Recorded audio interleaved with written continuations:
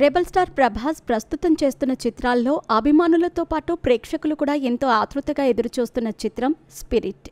ముఖ్యంగా youth audience అయితే ఈ సినిమా కోసం వెర్రెక్కిపోయి ఉన్నారు. ఎందుకంటే నేటి యువత ఆలోచనలకు తగ్గట్టుగా సినిమాలు తీసే దర్శకులలో ఒకరైన సందీప్ రెడ్డి వంగ ఈ చిత్రానికి దర్శకుడు కాబట్టి ప్రభాస్ లాంటి కటౌట్ని ఇలాంటి డైరెక్టర్స్ వాడుకుంటేనే అద్భుతాలు జరుగుతాయని అందరూ అంటుంటారు. ఇలాంటి డ్రీమ్ ప్రాజెక్ట్స్ కుదిరినప్పుడు హీరోలకు అతీతంగా సినీ అభిమానులు ఆ ప్రాజెక్ట్ ఎప్పుడు మన ముందుకు వస్తుందా అంటూ ఎదురు చూస్తూ ఉంటారు. అయితే ఈ సినిమా షూటింగ్ ఇప్పట్లో మొదలయ్యే అవకాశాలు అసలు కనిపించటం లేదు. ఈ ఏడాది షూటింగ్ ప్రారంభం అవటం దాదాపుగా అసాధ్యమనే చెప్పాలి. ఇదంతా పక్కన పెడితే ఈ చిత్రంలో హీరోయిన్ రోల్ కోసం దీపికా పదుకొనే ఎంపిక అయ్యింది అంటూ వార్తలు వినిపించిన సంగతి తెలిసిందే.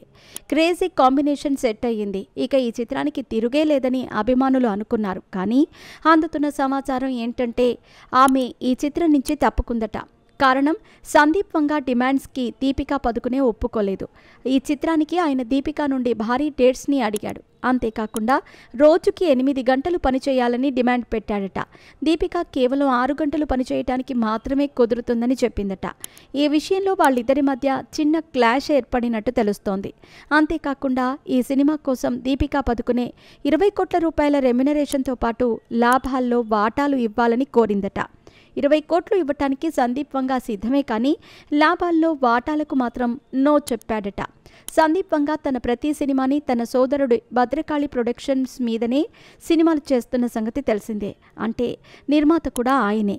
అందుకే పారితోషికం విషయంలో కూడా చిన్నపాటి డిబేట్ దీపికతో నడిచిందట.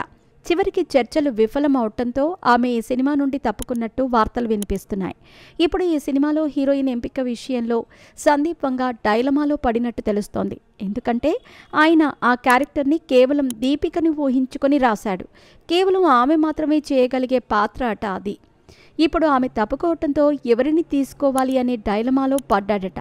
సాధ్యమైనంత వరకు రష్మికని హీరోయిన్గా తీసుకునే అవకాశాలైతే ఉన్నాయని టాక్.